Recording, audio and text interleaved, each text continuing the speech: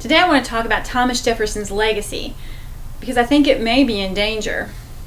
Back in September, during a demonstration against white supremacists, some students at the University of Virginia climbed up the statue of Thomas Jefferson and draped a tarp over the Founding Fathers' likeness.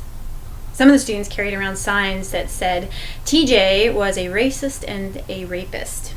This breathtaking display of obtuseness only serves to illustrate what happens when Americans cast anachronistic judgment on the basis of their own stunted historical understanding.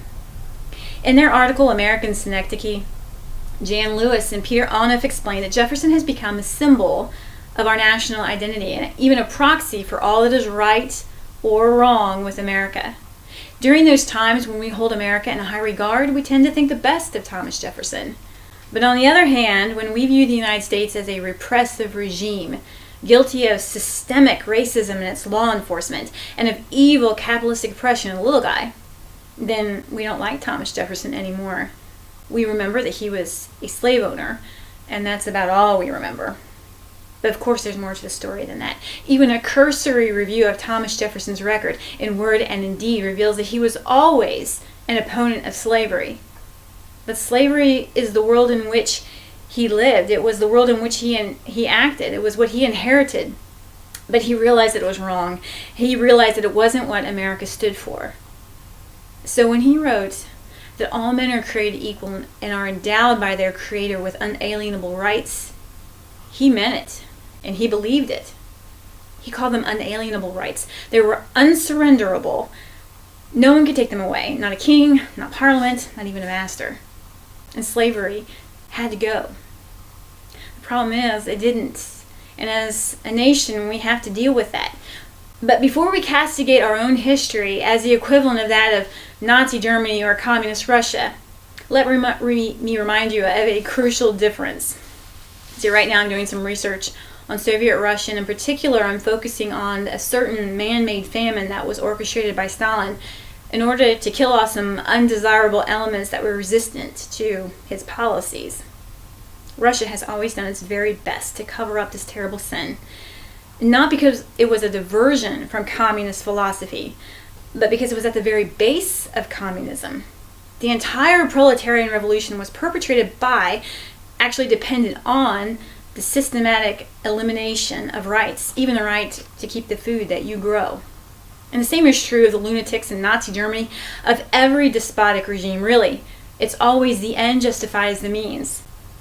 But that's not the way it is in America.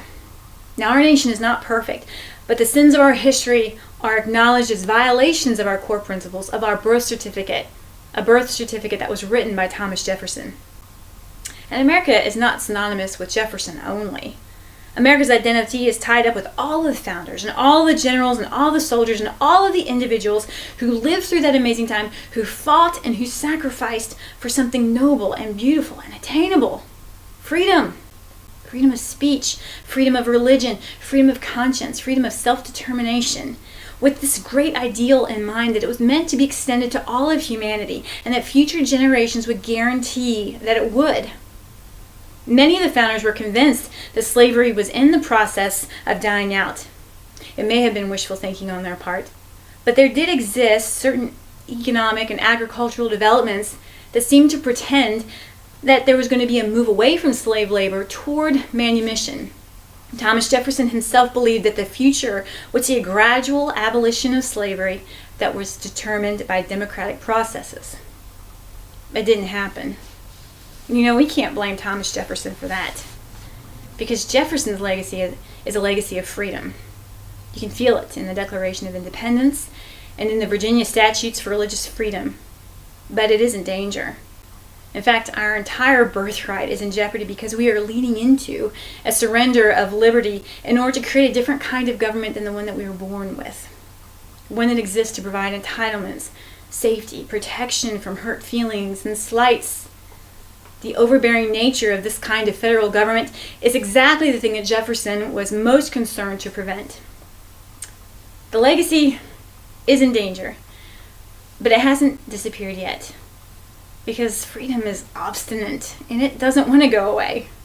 And in truth, Jefferson's legacy is on display every time we think our own thoughts, write our own words, and say our own prayers. And you cannot throw a tarp over that. Let freedom ring.